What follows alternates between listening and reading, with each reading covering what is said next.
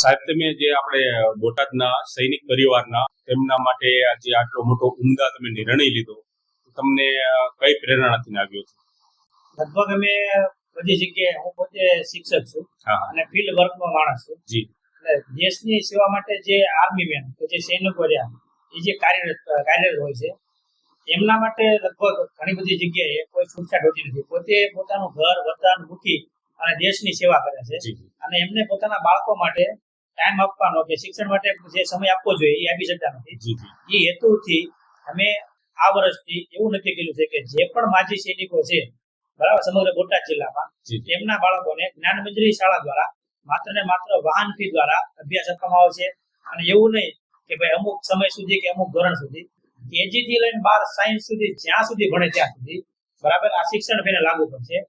અમુક સમયથી કદાચ એ ધોરણ 10 અથવા તો 12 સાયન્સ પહેલો નંબર લાવશે. 12 સાયન્સમાં કોઈ વિદ્યાર્થી ભણતો હોય અને ફર્સ્ટ રેન્ક લાવે તો શાળા દ્વારા એને 30,000 રૂપિયાની સ્કોલરશીપ પણ આપવામાં આવશે, બરાબર. અને ધોરણ 10 માં A1 ગ્રેડ સાથે જો પાસ થશે તો એ બાળકને જો સાયન્સ કરવાની ઈચ્છા હશે તો 11-12 સાયન્સ સમગ્ર એમાં અમે વાહન ફી પણ નહીં લઈએ અને સમગ્ર ફી માફ કરી આપીશું અને એને ભણાવશું.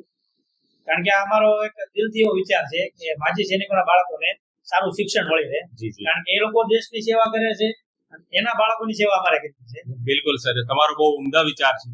જે સૈનિકોની શિક્ષણ ફી તો માફ કરી જ છે, પરંતુ જો એમાં પણ તેજસ્વી તારલાઓ હોય જે ફર્સ્ટ નંબર પર આવે અથવા કોઈ ઉમદા કાર્ય કરી બતાવે તો તેમના માટે સરે કીધું કે આમ વિશેષ છૂટ છે. આ બહુ તમારો આભાર અને બહુ ઉમદા કાર્ય કહેવાય જે આ સ્કૂલનું. તો તમે બોટાદની અંદર બીજી સંસ્થાઓને તમે આના વિશે શું સંદેશ દેવા માંગો છો?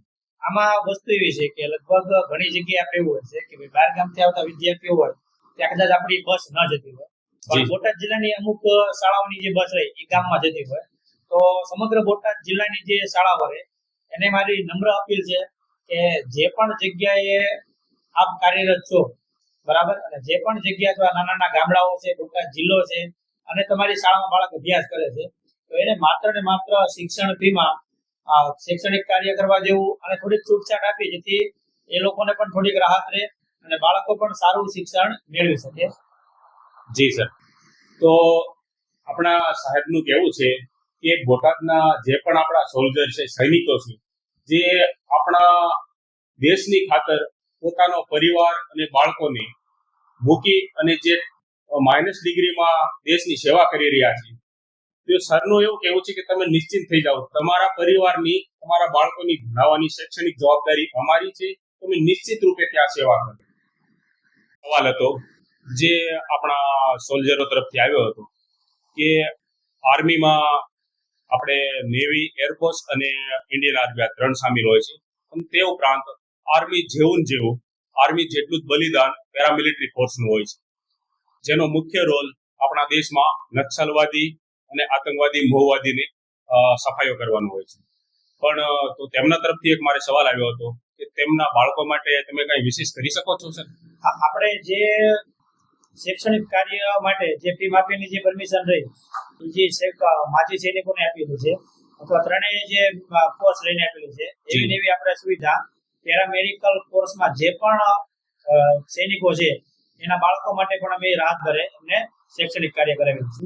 મિલિટરી પ્લસ પેરામિલિટરી જે તેઓ પણ આર્મીની જેમ જ પોતાનું ઘર પરિવાર છોડીને આપણા વતન ખાતર બહાર જઈ રહ્યા છે, તો તેમનું પરિવાર, તેમના બાળકોનું પણ જવાબદારી સરે લીધી છે કે તેમના આપણે આર્મીમાં, BSFમાં કે CRPFમાં જે જવાનો હોય તેમના બાળકોને પણ અહીંયા ભણાવી શકે છે, તેમનું એડમિશન લઈ શકે છે.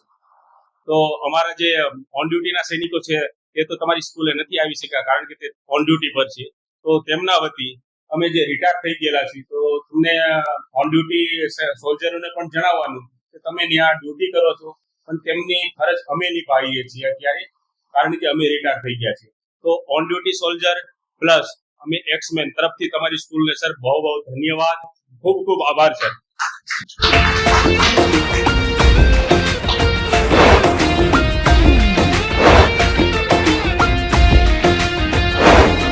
मेरा अपना कर्म है, मेरे अपने गवारे हैं, मेरी अपनी चलत है, मेरे अपने सहारे हैं।